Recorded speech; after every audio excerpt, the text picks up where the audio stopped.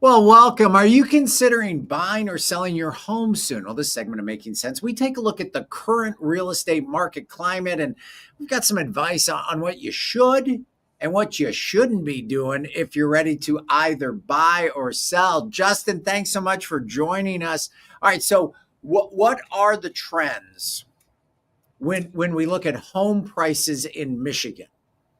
Yeah, it's an interesting question, right? Because so often we'll talk to friends and family, or at the credit union here, we have members coming in. They're wanting to know. They find themselves in this position where they're looking at buying a home, and maybe it was part of a plan. Maybe it was an opportunity that came up, and they're like, "Oh, we don't really know what's going on." So, they're just looking for some input. So it's kind of nice to uh, have a few tidbits and just know what's going on in the world around us when it comes to housing. Um, just some raw facts, things that are happening. State of Michigan. Hold on for the shocker here, because this is a dollar amount. The median price for a home in the state of Michigan is pushing $285,000. Hmm. Now, that's the median. There's Right. there's higher and there's lower, right? Sure. But home affordability is definitely a topic of discussion that a lot of people are having and trying out how to finance, how to afford homes. Now, that's the median price for the state of Michigan. Reports are telling me, there's a lot of information out there on the internet. Right. So you have to look at the sources. You have to kind of balance some of them out. In the northern lower Michigan area, the Okay. median price they say is less than that. But boy, we have some very high rent districts also. Um, our bedroom communities are where you're going to find some of your best affordability, Sure. versus being in some of the more populated areas that are, very close, even walking distance to um, major attractions, hospitals, downtown areas. So definitely expect to see higher prices there. The other thing that it may be surprising, may not be, home prices are very dependent on the number of bedrooms within that home. And what's been happening, home prices have increased. If a home has 5 bedrooms or more, it's increased 45% in price. Wow. Wow. Four Wow. bedrooms, yeah, 4 bedrooms is up almost 10%. 3 bedrooms is up 21%. 2 bed homes are up 24%. Um, these are month over month. So don't get too scared on that, but just know, when you're looking for, that family home, the more bedrooms, obviously, generally the more square footage. All this makes common sense, that the bigger the home, the more it's going to cost. But nevertheless, trends to be thinking about, as a buyer or a family is looking and trying to determine what's going to meet our needs, you're definitely going to end up paying more for those homes with more bedrooms. Maybe they're not quite as common, but the single bedroom homes, they are out there. Those have dropped in price. They're down about 5%. Clearly Huh. just not as much demand for something set up just that way. Um, but there's always good news, in the home buying realm here also. Um, what's happening lately, 36% of home sales have sold under asking price. So Wow. that's a good thing, right? It means that there's some negotiation room in there.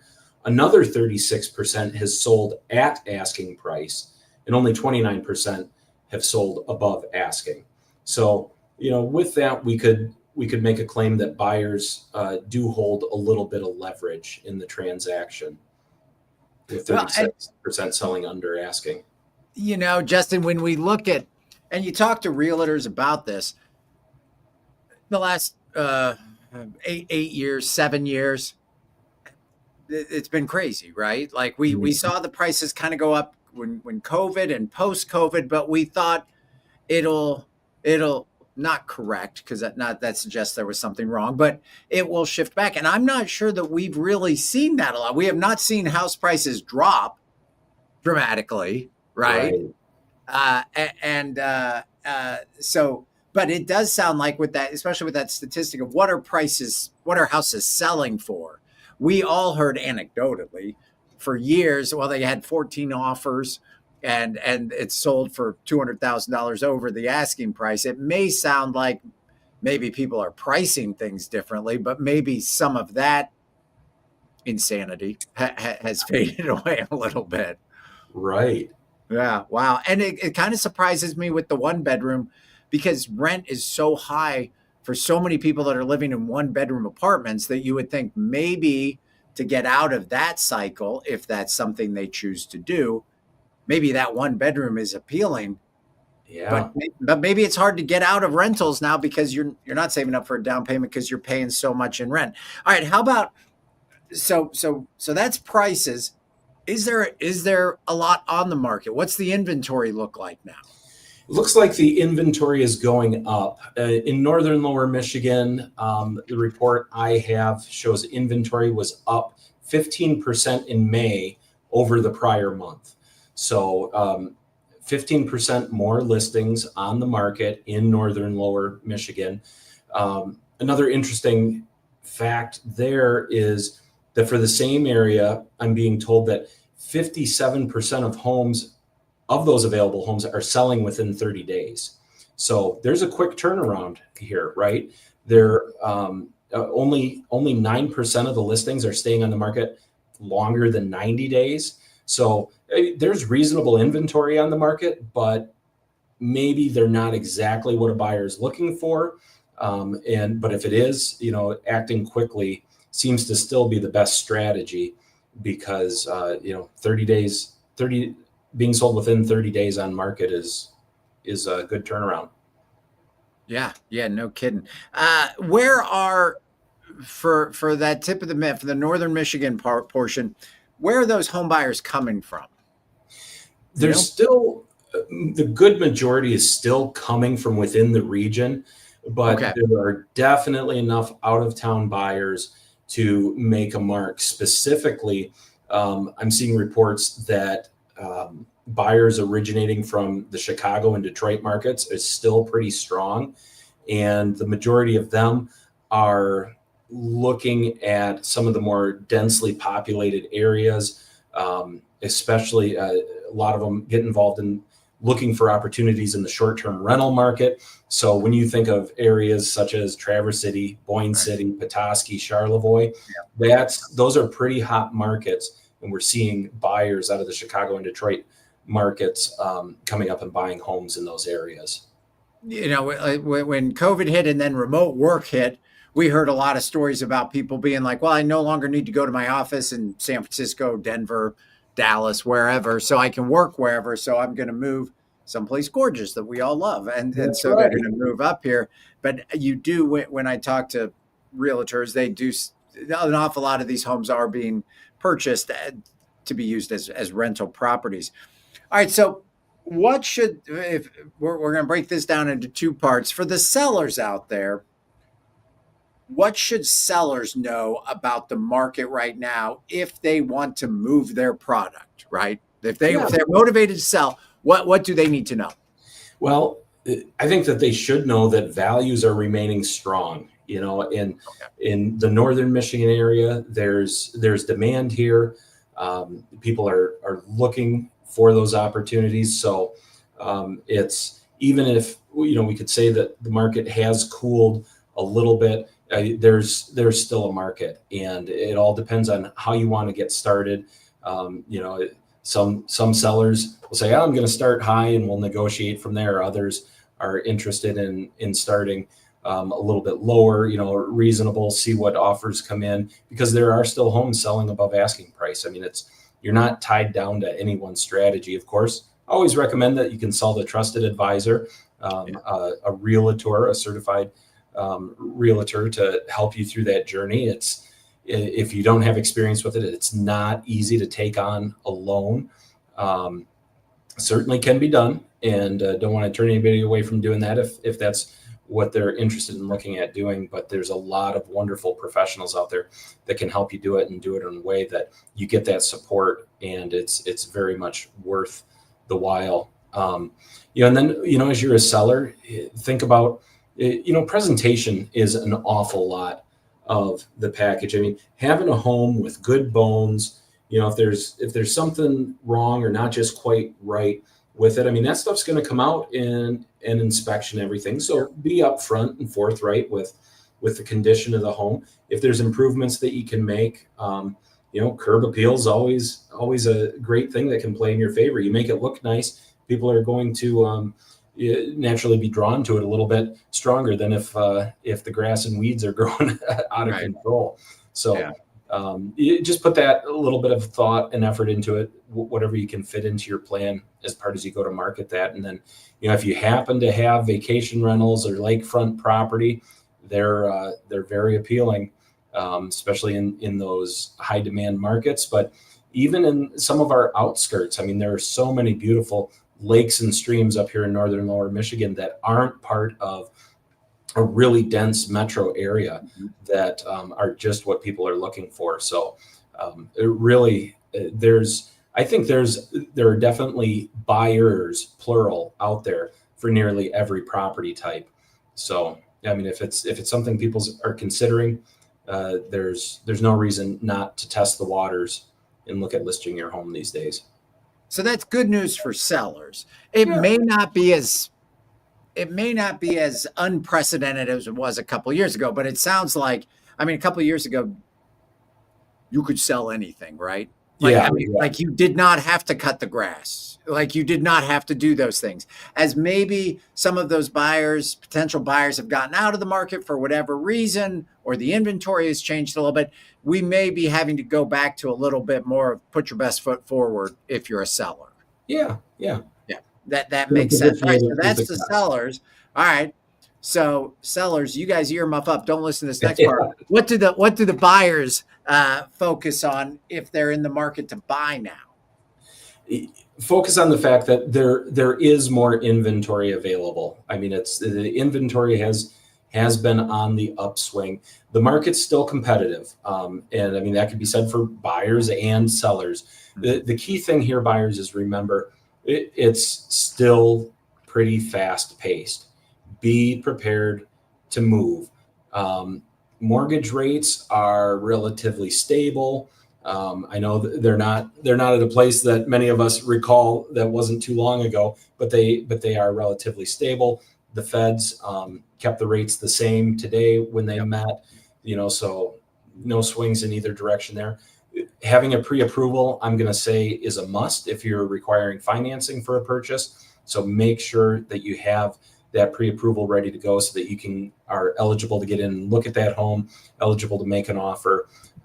That's still going to be a standard practice. And then, as you're looking at homes, think back to what I said earlier about the bedroom size of the home.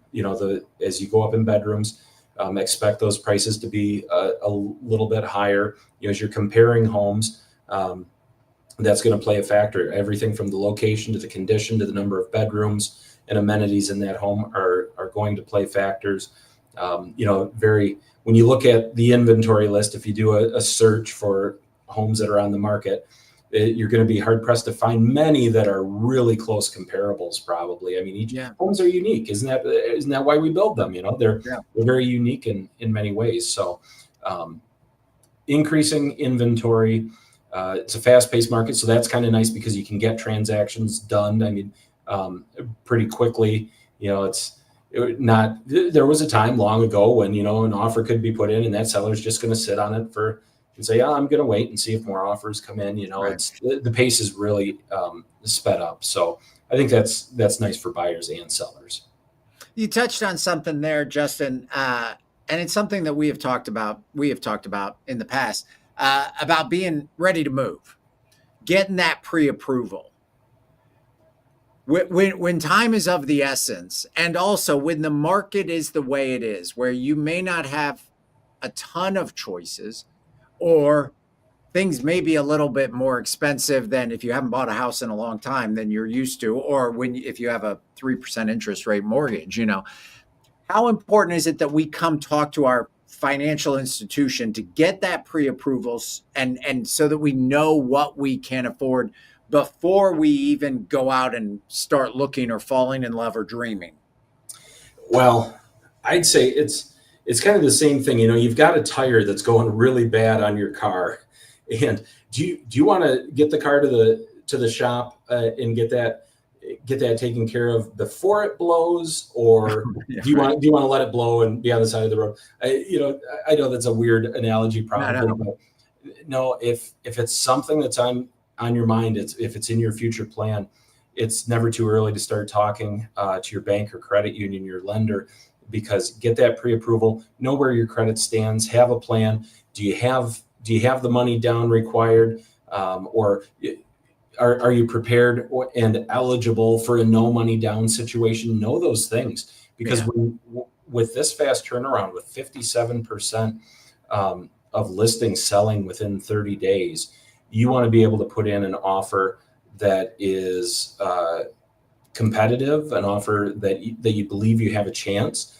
if this is the home that you're really hopeful of getting, hmm, and you want to know what that's going to cost you in the end. It's really tough to fall in love with a place yeah. and then either find out you can't get it, or you've got a roadblock that makes it look like it's going to be really hard to bring it to the finish line. And so your bank, credit union, and mortgage lender, they can all help you be prepared, uh, best prepared to carry that out really well. Well, and that's good. That sounds like good advice. And that's one of those things where if the last house you bought, we're not talking about if the last house you bought was 40 years ago. Things have changed. We're talking about if the last house you bought was 10 years ago. Things have changed. So Yeah. there's an awful lot of people that may be saying, well, maybe I want to sell my house and buy a new house. If that was 10 years or so ago, you may be looking at a parallel move. You may not, you may not be adding bedrooms based on interest rates and the way the pricing of houses is. So yeah, talk to your financial institution before you probably even go shopping, because you'll be able to narrow that down a lot. Any other interesting insights right now in the housing market? Couple of things that I came across that I found interesting. Um, the baby boomer generation, they are currently dominating both the buying and selling of homes nationwide. Baby boomers make up 42% of overall buyers and 53% of overall sellers. So they're generationally, they're by far the biggest um, player in the In the residential real housing? estate scene right Wow. now. Um, Came across renters are seeing modest increases. I'm sure there are plenty out there that would like to argue with me on that, but the data that I'm seeing says single family rentals, the cost of renting is up about 3% in this year so far. Multifamily units are up only about 2%. So, So I rent know is not climbing as fast as we have seen it in recent years. it doesn't appear to be, which I found interesting. But like I say, I'm sure there's plenty of that's an aggregate average of Right. things. I'm sure there are plenty of individual circumstances that would disagree with that, or Yeah. have experienced something quite differently. But that's a national trend that's being reported. And then finally, it doesn't relate directly to buying or selling, but what about all those people that currently own homes? And there's a tremendous amount of equity. Home equity in homes is really what's fueling middle class wealth right now. And Okay. across the United States, over $35 trillion of wealth is held in home equity. That value that people hold in their homes that's unencumbered by a lien, or what it's worth above and beyond what they owe on What it. they owe. Yeah. So just some And, interesting and- facts out there. It shows that home ownership has a value, right? right. It's a value that sits there for um, hopefully either future generations or future use, future leverage. But 35 trillion is quite an interesting number. That's a big number. And I imagine that as people are either choose not to move or unable to move, or it doesn't make financial sense to move, they're building up more equity because they're staying in their houses longer, right? Yes. Yes. Very much so. Wow. That's interesting. That's a huge number. Yeah. That's a lot. That's a lot of zeros and commas, right? Right. That is. All right. So if somebody's looking to buy, I assume if someone's looking to sell, they probably are also going to then have to buy. You got to live somewhere, right? Right. First step, come in, talk to your financial institution, get that pre-approval so you know what you can afford, what you should consider, and so that you are armed with all the tools in your toolbox so that you can go fall in love with your next house. Good advice? That's right. Use the resources that are available to you. All right, Justin, I want to thank you so much for your time today. Good luck to everybody out there is trying to buy or sell a house. And we'll catch you for the next Making Sense. Yeah. Thank you, everyone.